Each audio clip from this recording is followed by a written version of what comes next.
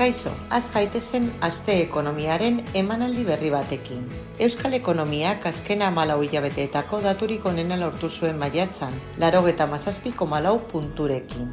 Azelerazio horri esker, hazkunde solidoko eremura hurbiltzen da, eta hori barne eskariaren eta esportazioen hobekuntzari esker.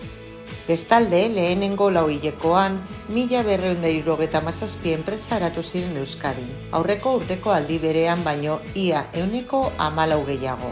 Horrela, 2014tik izandako zifrarik handiena lortu da, ekintzaileen merezimenduarekin. Eta jakin dugu halaber, KPIak gora egiten jarraitu zuela maiatzan, 3,9an kokatuta. Aurreko hileko erregistroa baino 4% gorago.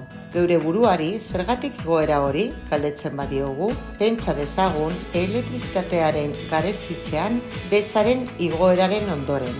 Hurrengora arte.